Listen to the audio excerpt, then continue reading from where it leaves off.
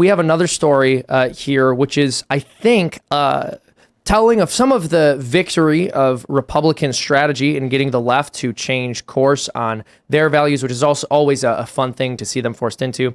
As asylum seekers in cities' care tops 54,800, Mayor Adam announces new policy to help asylum seekers move from shelters. Now, this is the way the media frames this when you are on their side. Office, yeah. Yeah, exactly. And they want to protect you. If it was a Republican doing this in a red state, the story would be about how he was a horrible man who's forcing families out onto the streets. New York City Mayor Eric Adams today announced additional policies to help asylum seekers in the city's care move out of shelter and create critically needed space for arriving families with children seeking asylum. The city has made every effort to continue serving the more than 90,000 asylum seekers who have arrived in New York City since last spring, but with an average of 300 to 500 people still arriving each day and more than 54,000 migrants still in the city's care, New York City is at capacity, having responded in the absence of state or federal action. So, y'all probably know at this point that another part of Republican strategy recently, which has actually been very effective, has been Greg Abbott busing migrants up to these blue states.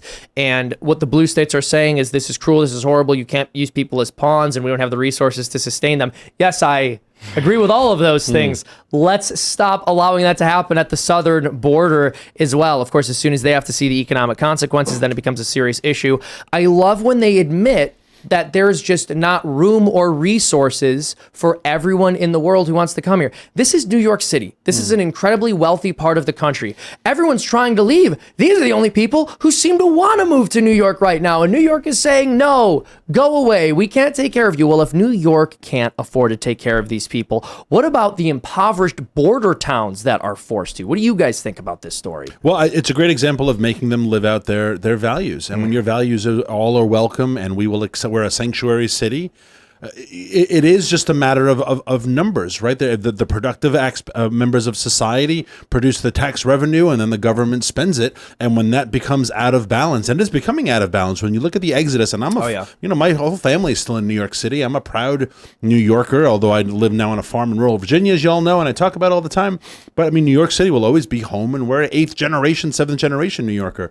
But when you look at the exodus of people who are leaving, like myself, it's the producers, it's the people, and the people are, they're trying to blame climate change, but they're going to Florida and Texas. I saw that recently. Are they actually trying I saw to blame that climate change is Please tell me how they're doing that. Was an article. Hold on, that was an article today. Here. I have to find it. That was an article today about how climate change is driving a lot of the migration of communities, but they're all moving to Arizona, Texas, and Florida, and you're like, well, maybe they want more heat, I guess. So it's kind of comical that that's the accusation they're making. But the value, the producers, not to sound Ayn Randian, but the people who produce value, who produce in society, are the ones leaving. And the people who take, as crass as that sounds, migrants who come here with nothing, all they can do for a while is take. They need homes, they need shelter, they need food, they need health care.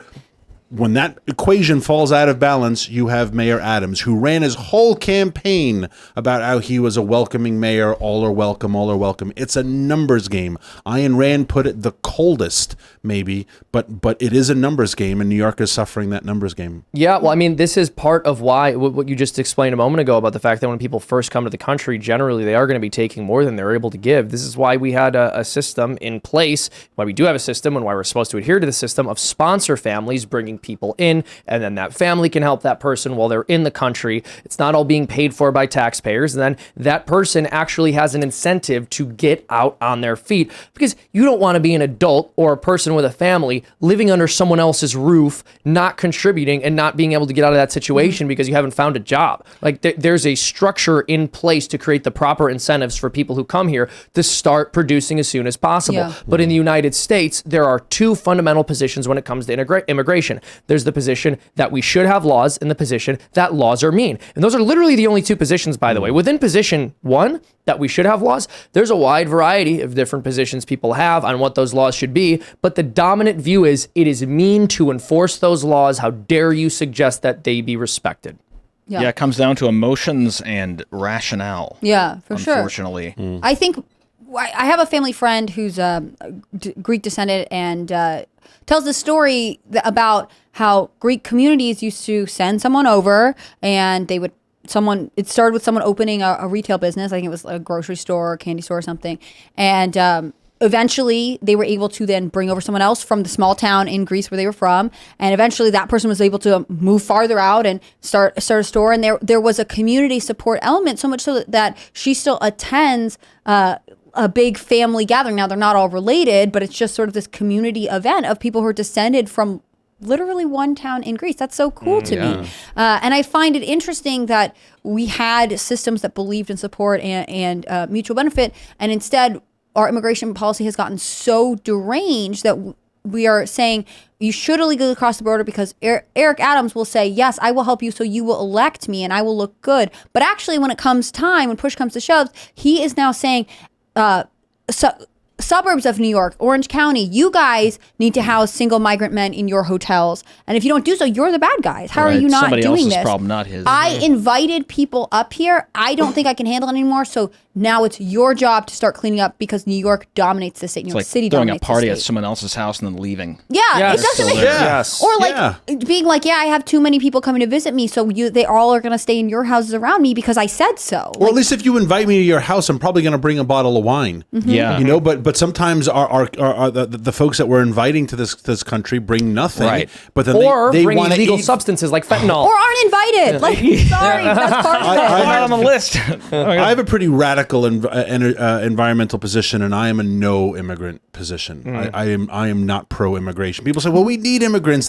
Diversity is our strength." I love that. Then shouldn't New York want as many I am just of them as flat out possible? like, why can we No. not be closed? Why Yeah. why do we need So- any immigrants? And the people tell me that they provide this tremendous value. I see them undercut wages. I see them as a drain on social systems, which I also oppose. I am a no immigration. I always say, if I'm elected for president, there will be no immigration for like my administration. Yeah. The president after me can change that, but we're going to go 4 straight years with no immigration. I think an immigration moratorium is a completely valid option because we are not just like, struggling with this. We are really in crisis, and that is not okay. I think this is, I mean, I've said it before. I think the open border puts the men and women and children who are trafficked across in harm's way. It hurts the border communities. It hurts our country overall. I think it hurts people who try to apply legally to come here. It does. I think ultimately we do a disservice by allowing immigration. I would be for an immigration moratorium. But I can understand if you don't really read about anything and if you're not super political, you're not really into the news, and you just hear sob story after sob story about how actually the people who say this stuff are racist and actually they are harmful to everyone. You know, I could understand where you would be misled, and probably from a very sweet, nice place of compassion. It's just not accurate. I'm also married to an immigrant. I have to make that clear. I'm a first generation American. Well, I want to mention Australian, this. if that counts. But I mean, they're kind of American. as far as a moratorium goes, I just like, it's not one of those things where I go, oh, that's bad, that's racist. I just haven't seen the numbers to know whether that's 'cause we necessary. can't know I them. think if a moratorium becomes necessary, absolutely. I don't know the stats. I do know that we have had an unprecedented and unsustainable number of people pouring across the border. I think in an ideal situation, a country should be able to welcome immigrants who are coming to try to make a better life for themselves. Right. But it's important for political leaders to do the hard work of maintaining the standard of living for the citizens who were born there and who live there, and not just allow anyone into the country when that is going to come at a tremendous burden for the population of that country. There's a hospital near Dulles Airport called, I think it's Stone Springs, that friends of mine who live in that area used to tell me. They have a sign outside for the ER, 5-minute wait, 4-minute wait.